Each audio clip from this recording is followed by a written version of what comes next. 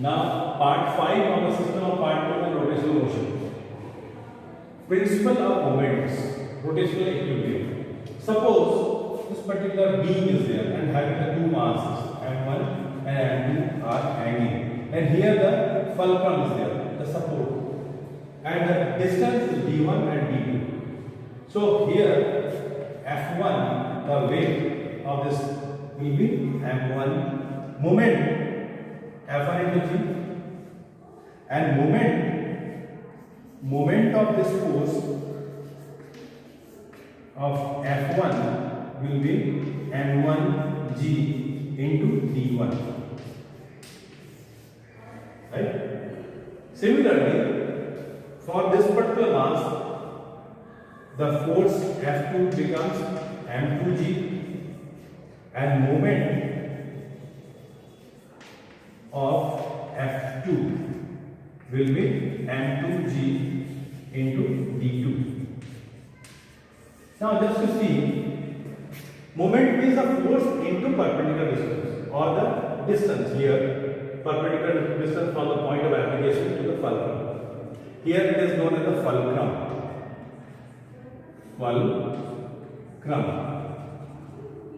The particular pivot point. Now, according to the rotational equilibrium principle, this, if we are going to this particular moment and this here the moment, two moments should be same for rotational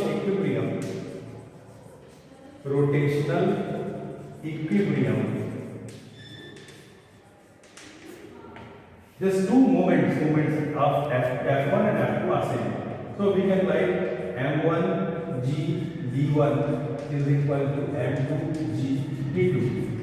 So ultimately M1 D1 is equal to M2 D2. That is the principle of moments. So in short we can say the algebraic sum of moments about any point is 0. The algebraic sum of the moment about a point is 0. That is your principle of moments. So, principle of moment is the algebraic sum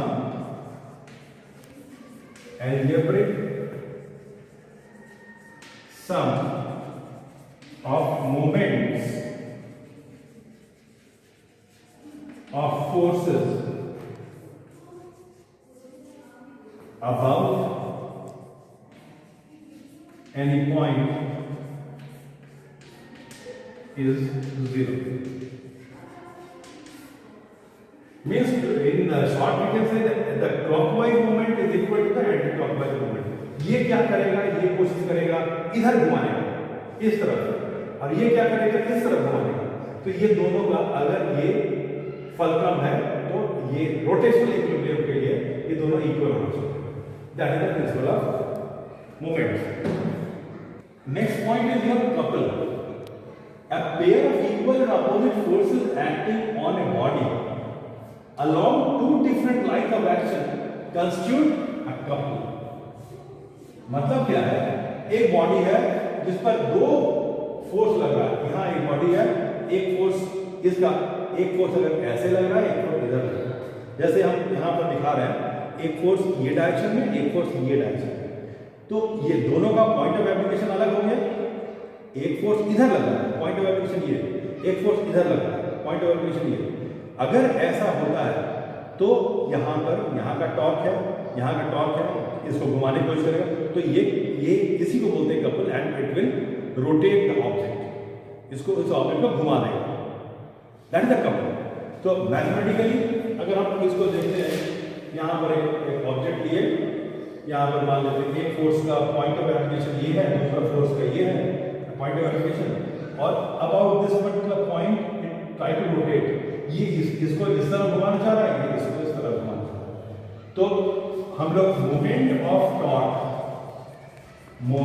of torque इसी को बोलते हैं couple. A pair of torque. तो हम लोग यहाँ पर couple निकालेंगे तो क्या हो जाएगा, एक फोर्स, पहला फोर्स इनटू ये डिस्टेंस. ये पिवट पॉइंट है O A O plus this plus फिर ये वाला force F into this perpendicular distance into O P. अब इसको हम लोग ये करेंगे तो क्या हो जाएगा एफ एफ कॉमन ले लिया ए ओ प्लस ओ बी, ये हो गया एफ इंटू ए बी, यही हो गया couple F into A B. A B को अगर हम डी से डिनोट करते हैं तो यहाँ एफ इंटू डी, ये हो गया कपल। तो कपल क्या हुआ? कपल हुआ यहाँ पर इस डायग्राम में देखिए force either force magnitude of either force into this particular distance D क्या है? ये पूरा A B, that is your couple जो किसी भी ऑब्जेक्ट को रोटेट करेगा, लेकिन अपोजिटली डायरेक्टेड टू फोर्सेस होना चाहिए, पॉइंट ऑफ एप्लीकेशन भी अलग होना चाहिए और बीच में, और ये क्या करेगा? इस ऑब्जेक्ट को रोटेट करेगा। ठीक है। Next topic is your angular momentum denoted by capital L.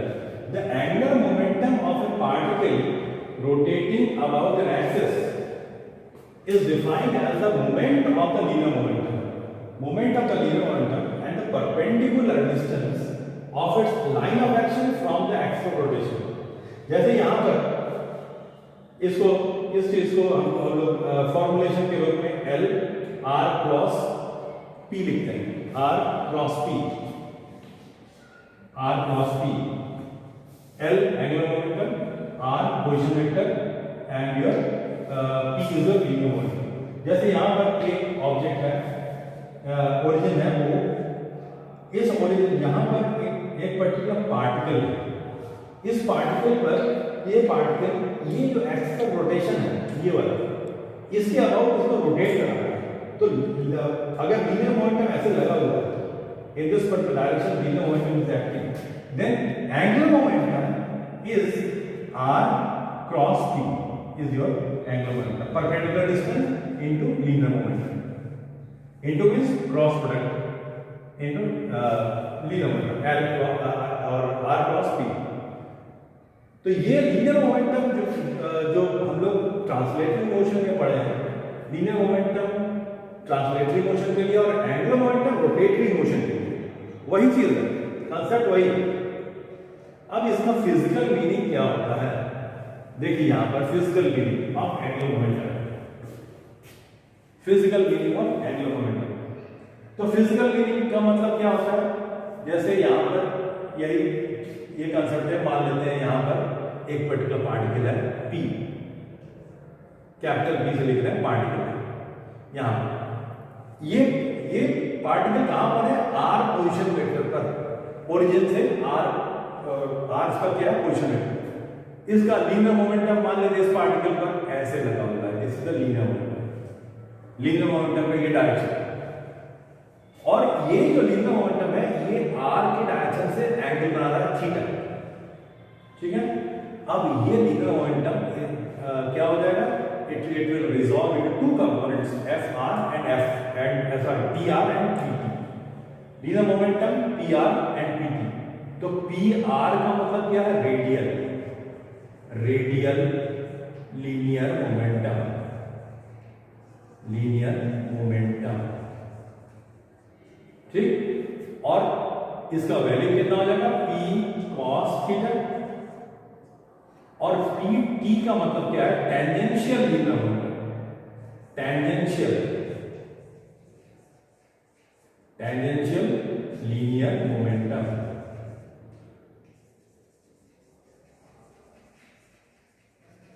इसका वैल्यू कितना हो जाएगा? P sin theta. ये दो कंपोनेंट में ब्रेक हो गया। मतलब क्या है? एक लीनियर मोमेंटम था जो कि वेक्टर क्वांटिटी है, अब वो एक थीटा एंगल पर था पोजीशन वेक्टर से। अब ये दो कंपोनेंट में ब्रेक हो गया, PR और PT।